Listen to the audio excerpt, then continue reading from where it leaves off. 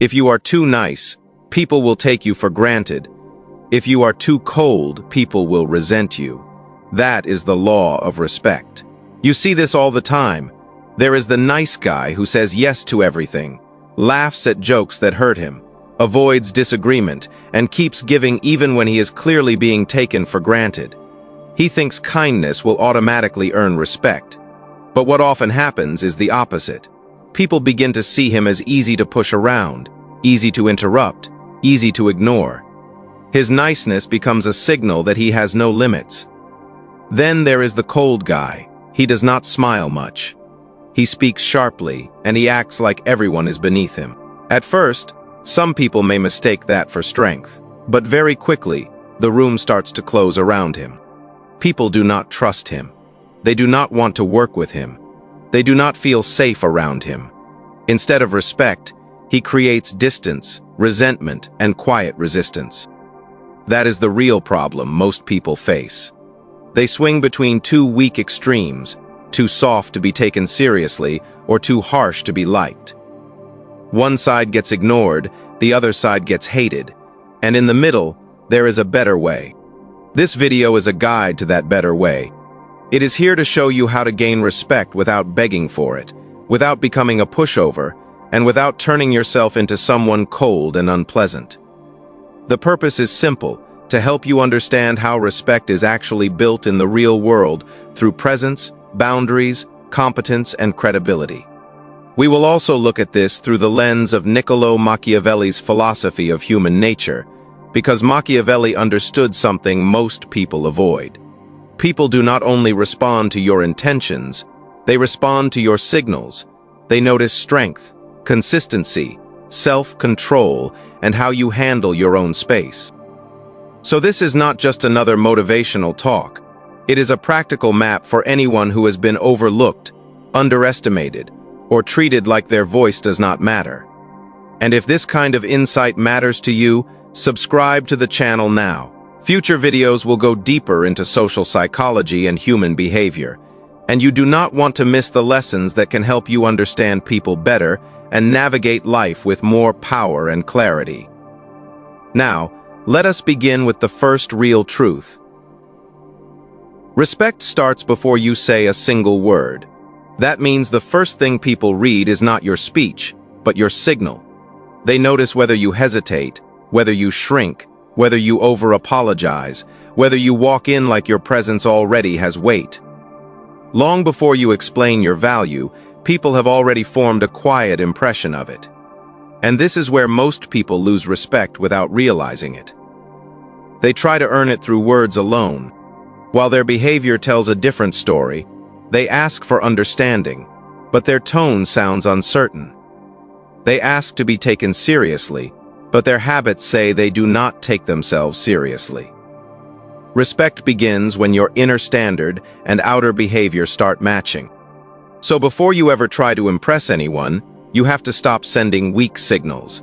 You have to stop acting like your voice is optional. Because if people sense that you are unsure of yourself, they will treat you accordingly. That is why the next chapter matters. Before respect can grow, you need to understand how your own behavior may be teaching people to overlook you. There is a quiet reason some people keep getting overlooked, even when they are smart, capable, and full of good ideas. They keep teaching people that they are easy to dismiss. You see it at work. In a meeting, one person speaks once, and the room listens. Another person keeps explaining, correcting, and trying to prove the same point, and somehow the room gets lighter every time they talk. Not because their idea is bad, but because their delivery makes it easy to ignore them. They start with sorry. They soften every sentence. And by the end of it, even they sound unsure. You see the same thing with friends in a group chat or at a hangout. There is always that person who agrees with everything, laughs too quickly, and adjusts their opinion depending on who is speaking. At first, people think they are easygoing, but over time, easygoing becomes invisible. When nobody expects you to hold a line, nobody really needs to listen to you. Machiavelli understood this part of human nature well. People pay attention to strength, clarity, and consistency. They may smile at softness, but they respect steadiness. They may use a person who always bends, but they follow the person who knows where they stand. So what should you do? Stop over-explaining. Stop apologizing for every opinion. Stop rushing to fill every silence. Say what you mean the first time, then let it stand. Be clear, not defensive. Be calm, not needy. If you have a point, make it once with confidence. If you have a boundary, state it without turning it into a long speech. And what should you not do? Do not chase every person's approval. Do not keep proving your worth in conversations that are already decided. Do not make yourself small just to avoid discomfort. Because respect is not built by loudness, it is built by consistency.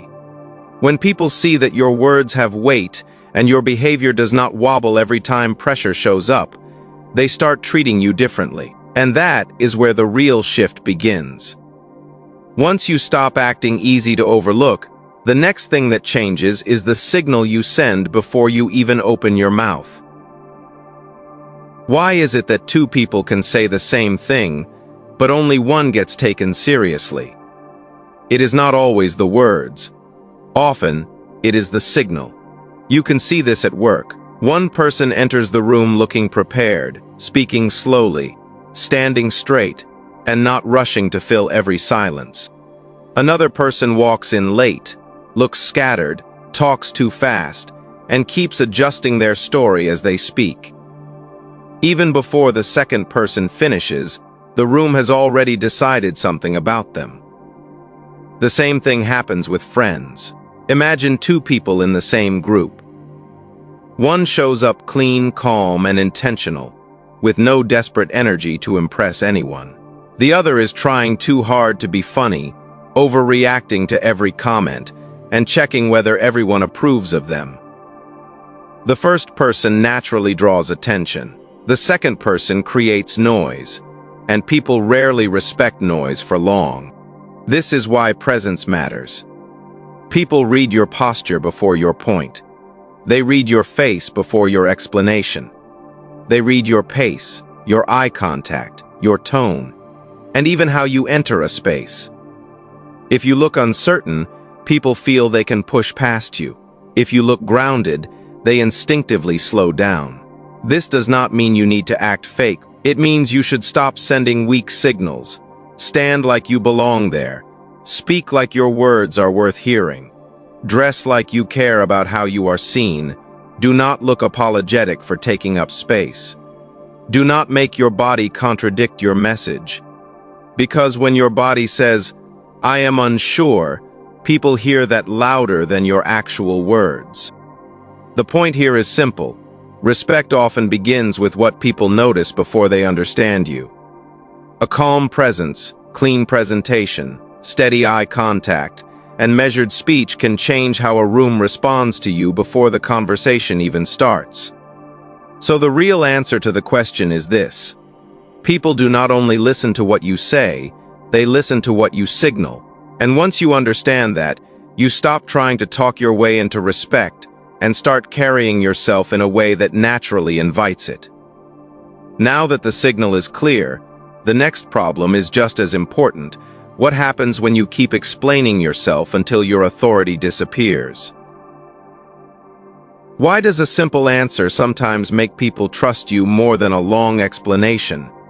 Because every extra sentence can either strengthen your position or weaken it.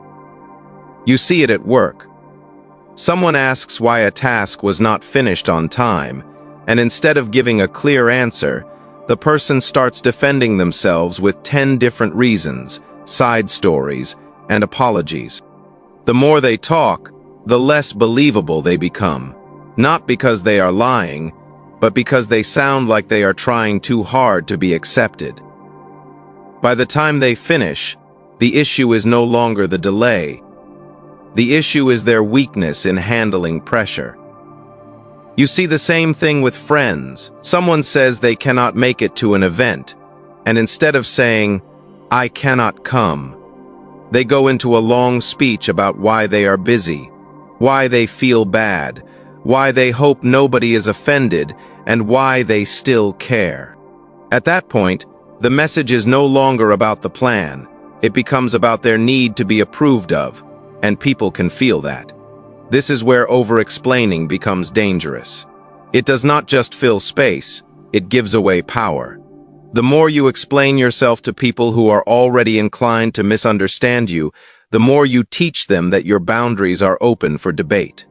You begin to sound like a person asking permission to exist. Machiavelli understood something important here.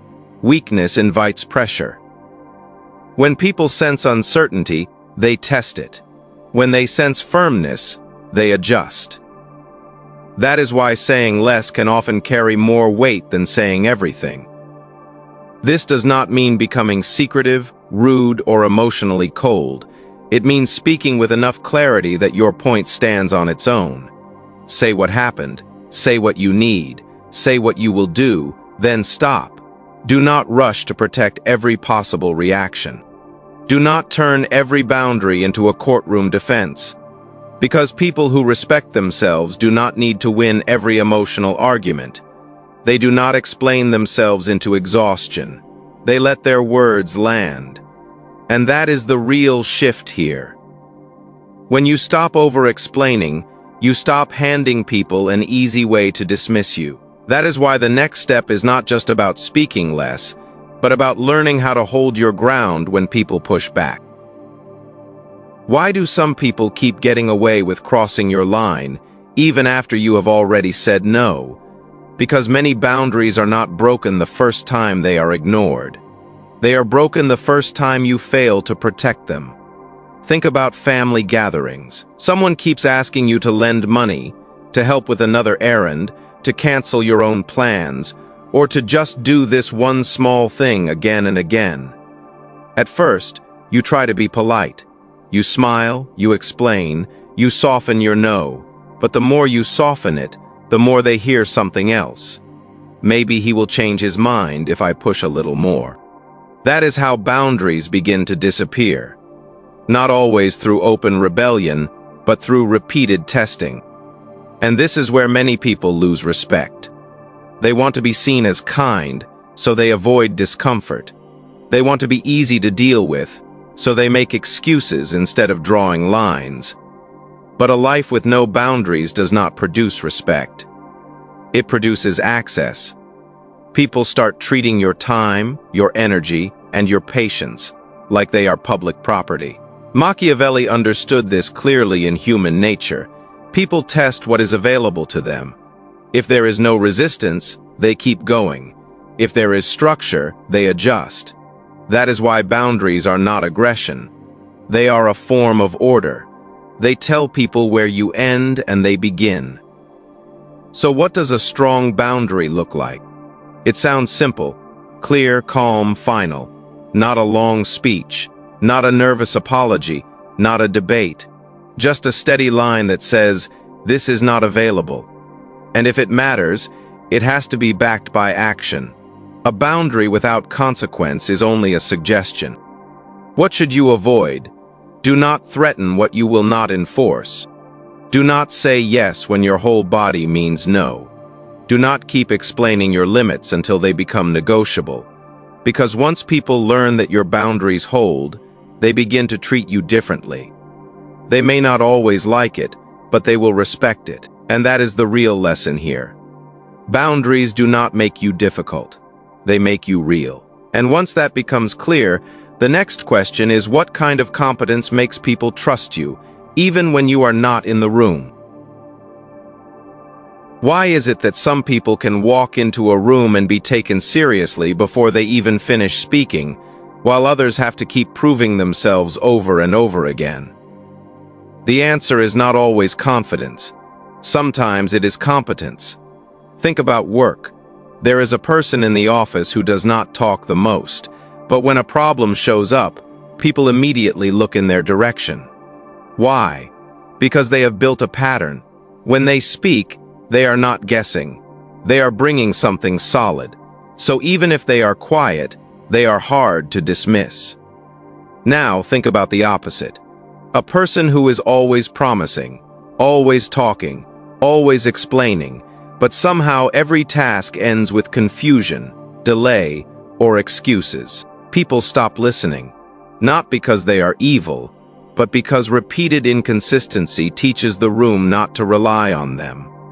This is one of the hardest truths about respect. People do not just respect good intentions, they respect results they can trust. Machiavelli understood this through his view of human nature. People follow what seems dependable. They may praise your words, but they reserve real respect for the person whose actions keep matching the picture they have been shown. That is why competence is not just about skill. It is about building a record that speaks for you when you are not present. So what does that look like in real life?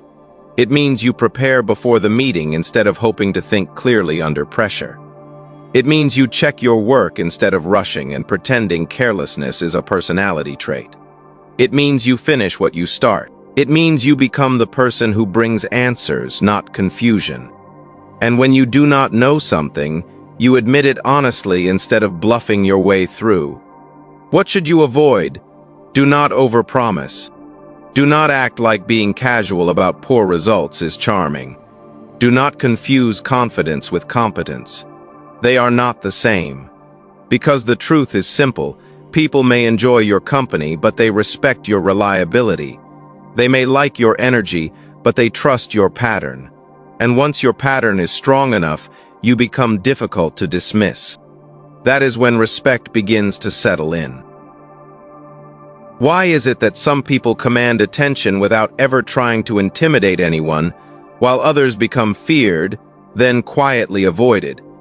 Because strength without warmth can make people step back, but it rarely makes them stay. Think about someone in a close family setting, maybe at a funeral, wedding, or important celebration. There is always one person who speaks clearly, stays calm, and handles things with quiet authority.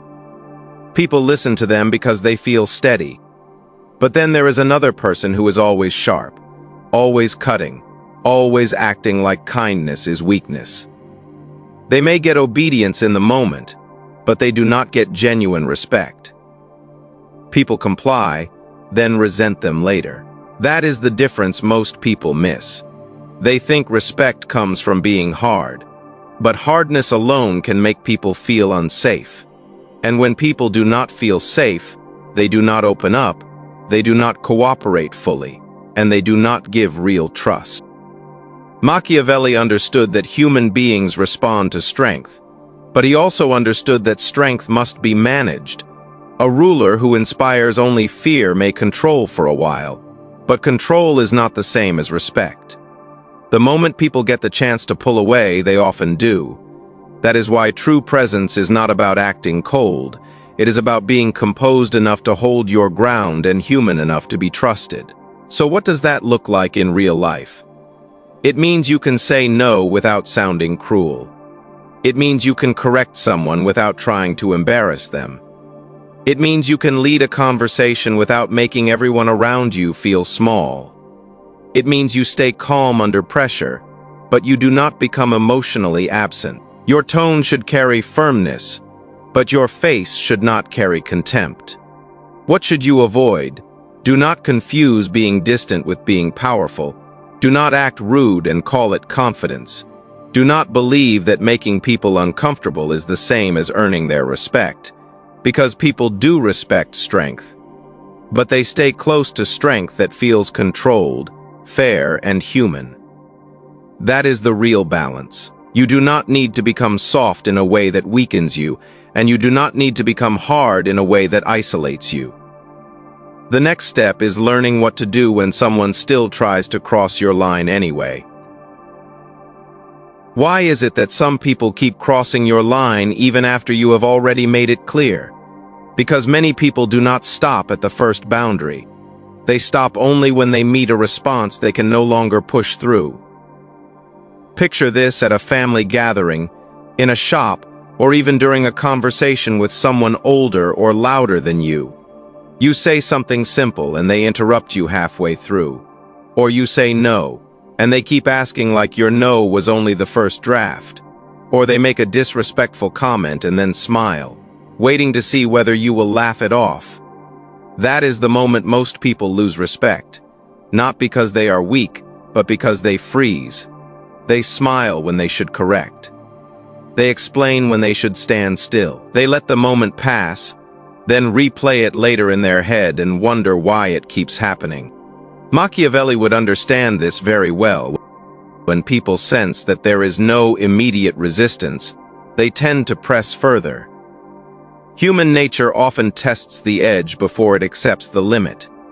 That is why respect is not only built by what you tolerate over time, but by how you respond in the moment. So what should you do? First, interrupt the interruption. Calmly say, "Let me finish." Do not sound angry, sound certain. Second, name the behavior without turning it into a fight. "I already answered that. I said no. That does not work for me." Third, do not keep arguing once your point is clear. Repeat yourself once if necessary, then stop feeding the push. Fourth, be willing to leave the conversation when the other person refuses to respect the line. What should you avoid? Do not laugh to hide your discomfort. Do not over-explain your limit. Do not let someone's pressure make you sound unsure, and do not confuse patience with surrender. Because respect is often won in small moments, not dramatic speeches. The way you handle one interruption teaches people how far they can go the next time. And that is the real shift here. When people see that your boundaries have a response, they begin to think twice before testing you again. That is why the next step is not just about handling disrespect in the moment, but about becoming the kind of person whose pattern makes disrespect less likely in the first place. Why is it that some people are remembered with respect, while others are only noticed in the moment? Because people do not trust promises as much as they trust patterns. Think about someone in a neighborhood, church, or family circle. At first, they may speak well. They may sound responsible. They may even make a strong impression. But if every time you need them they are late, inconsistent, or full of excuses, the feeling changes. People stop expecting much, not because they hate them, but because repeated behavior teaches the room who you are. The same thing happens in everyday life. A person can say all the right things about discipline, maturity, and self-respect. But if they keep changing their stance depending on who is watching, their words start to lose weight. People may still be polite, but inside, they no longer take them seriously. And once that happens, respect becomes harder to recover. Machiavelli understood this kind of human instinct well. People pay close attention to what repeats. They may be impressed by a display, but they trust a pattern.